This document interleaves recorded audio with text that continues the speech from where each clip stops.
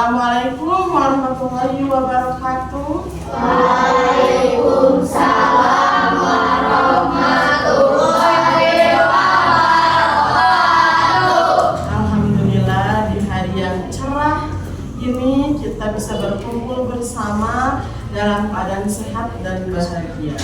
Nah, sebelum mulai pembelajaran, alangkah baiknya kita awali dengan berdoa. Oke, boleh ketua kelasnya pimpin doa terlebih dahulu ya. Duduk siap. Siap. Kita baca kabaik kita berak. Kita ada mati mulai.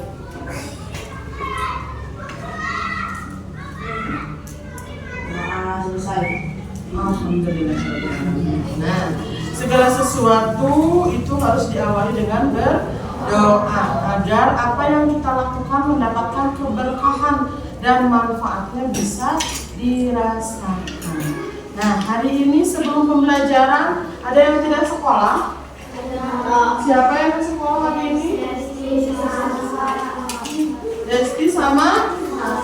Desti kenapa? Desti sakit. Kalau Salsa? Sakit. Oke, yang lainnya berarti hadir ya.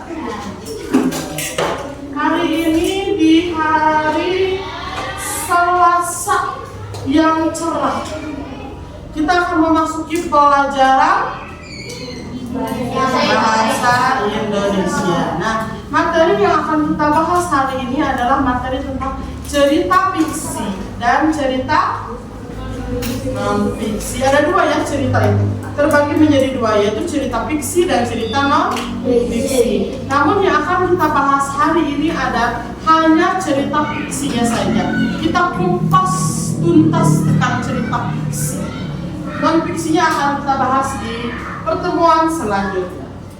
Oke, tujuan pembelajaran kita hari ini yang pertama adalah memahami dan membedakan ciri-ciri dari teks fiksi dan non fiksi. Nah, secara keseluruhannya ciri-ciri yang membedakan itu apa sih dari fiksi dan non fiksi itu? Nah, yang kedua adalah mengidentifikasi contoh-contoh teks fiksi dalam kehidupan sehari-hari termasuk ke pembelajaran. Ketika kalian membaca sebuah cerita, pernah nggak kalian bertanya apakah ini benar-benar terjadi? Pernah nggak kalian, misalkan nih kalian itu baca cerita Kancil mencuri timun, bener nggak sih Kancil mencuri timun? Bisa nggak Kancil mencuri timun? Benar nggak kalau misalkan semut melawan gajah? Benar terjadi nggak kira-kira di dalam dunia nyata kalau semut melawan gajah? Enggak ya, nggak pernah terjadi. Itu adalah cerita khayalan. Nih, lalu apa sih itu cerita fiksi? Nah, cerita fiksi itu merupakan pikiran seorang penulis untuk membuat suatu cerita. Jadi penulis itu mengandalkan imajinasinya, menghayal tentang sesuatu yang tidak terjadi di dunia nyata. Apakah kalian bisa jadi seorang penulis? Bisa. Semua orang bisa jadi seorang penulis.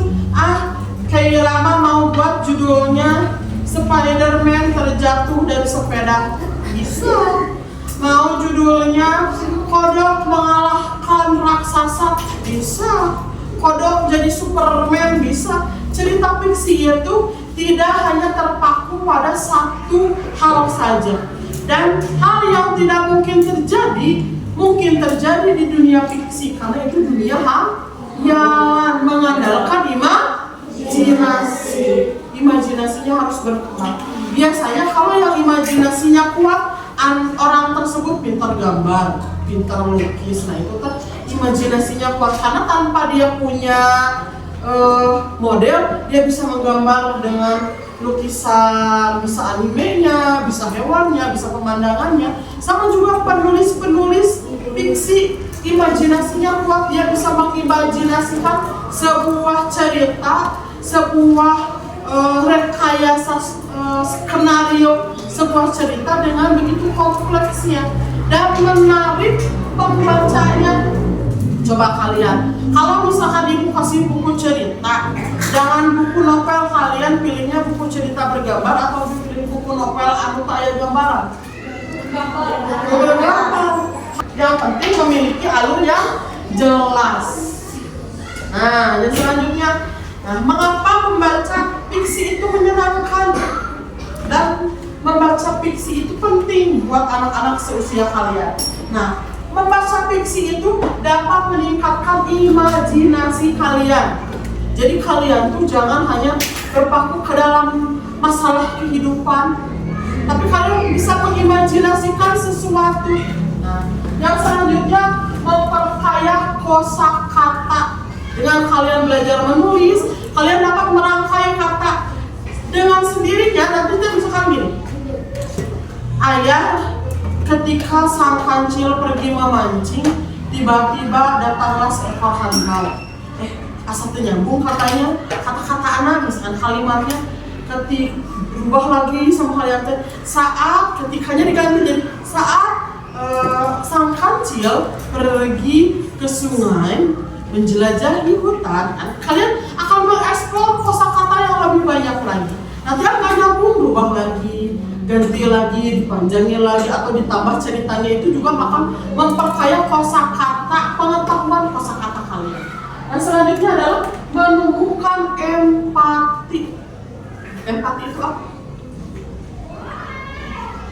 Empati apa? Merasakan kesedihan yang dirasakan oleh orang lain. Pada saat kancil terjatuh, berarti kira-kira kalau kancil terjatuh harus diapain? Ditolongnya sama siapa?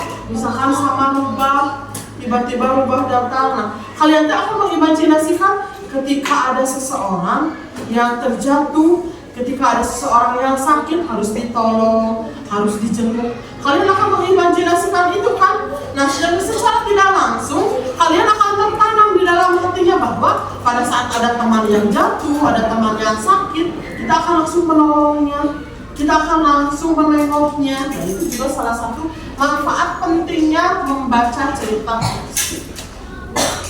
Selanjutnya, ciri-ciri cerita fiksi.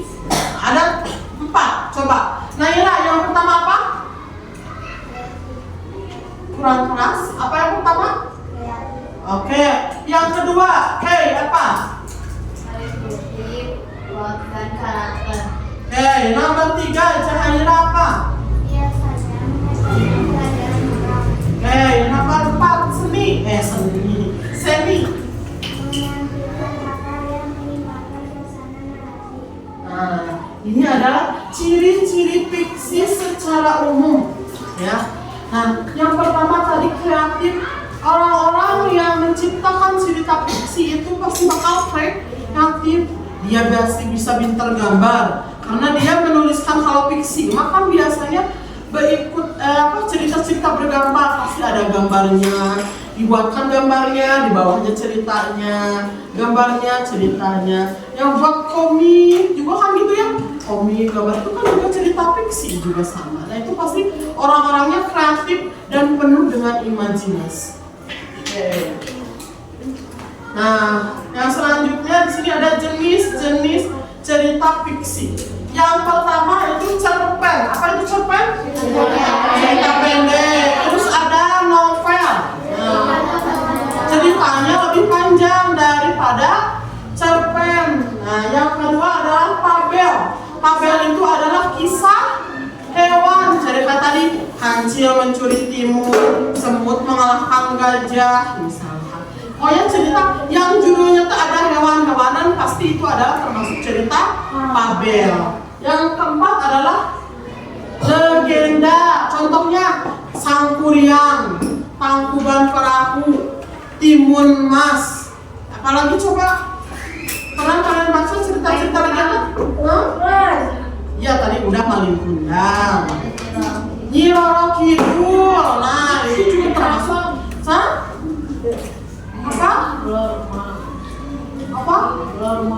telur emas bisa. Itu adalah sebuah cerita-cerita legenda. Jadi terdapat berapa cerita jenis fiksi? 4. Yang pertama cerpen, Novel, fabel, legenda. Oke, bagus. Nanti kita akan uji. Nah, di sini adalah unsur-unsur cerita fiksi. Yang pertama adalah tema. Tema itu judulnya apa? Alurnya. Alur itu alur ceritanya. Mulai dari kancil datang ke kebun, melihat timun, mengambil timun, pulang lagi ke rumah misalkan. Atau dikejar petani sampai akhirnya kancil misalkan tertangkap oleh petani tersebut. Itu alurnya. Kalian buat dulu alurnya secara ringkas. Buat dulu alurnya, baru setelah alurnya ada baru dikembangkan ceritanya. Saat kancil keluar rumah gimana? Kancil berjalan dengan santainya keluar dari rumah. Di perjalanan dia melihat kebun timun yang begitu luas. Timun-timun yang sangat besar, sangat banyak di kebun tersebut. Kalian baru dikembangkan setelah ada alur ceritanya. Yang selanjutnya adalah tokoh. Nah, coba tokoh dalam sebuah cerita itu terbagi menjadi berapa tokoh? Dua. Tokoh apa aja? Protagonis dan antagonis. Antagonis dan protagonis. Kalau antagonis itu tokoh apa? Jahat. Kalau protagonis? Baik. Baik. Oke. Selanjutnya itu adalah latar. Latar tempatnya. Kalian kan membuat cerita di mana? Di kebun, di pasar, di lapang, misalkan di bahar, bermain layangan berbentuk ayam goreng. Di lapangan, mainnya di mana harus jelas.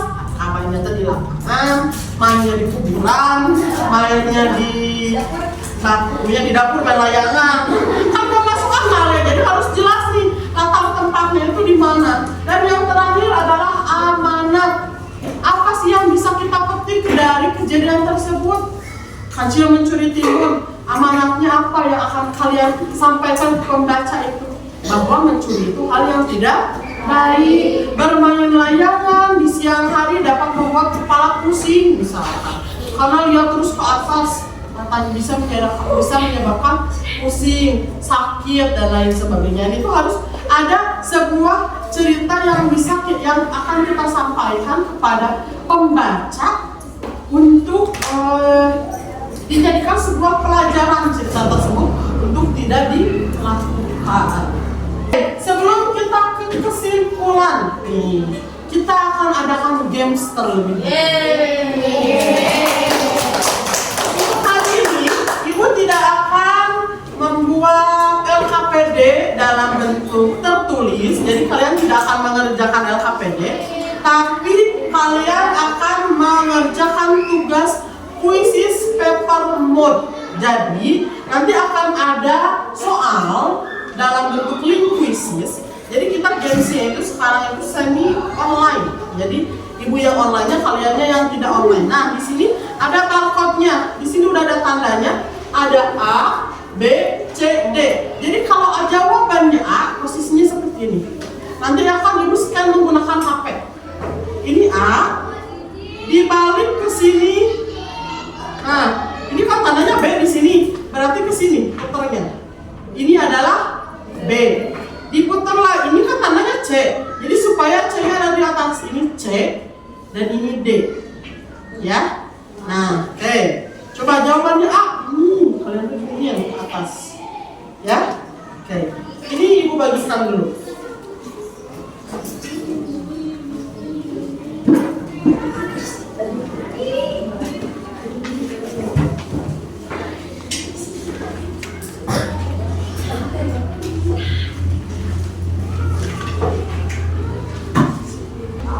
Sudah siap gamesnya? Siap. Oke, konsentrasi. Siap. Soal yang pertama, teks yang dibuat berdasarkan pernyataan tanpa mengada-ngada disebut. Sebentar, ibu scan dulu. Oke, masih ada yang salah. Kita coba tes. Jawabannya adalah oke, good. Contoh dari teks non fiksi. Coba ibu barcode lagi, tunjukkan ke atas. Oke, jawabannya apa? Coba non fiksi adalah karya ilmiah. Kamu salah.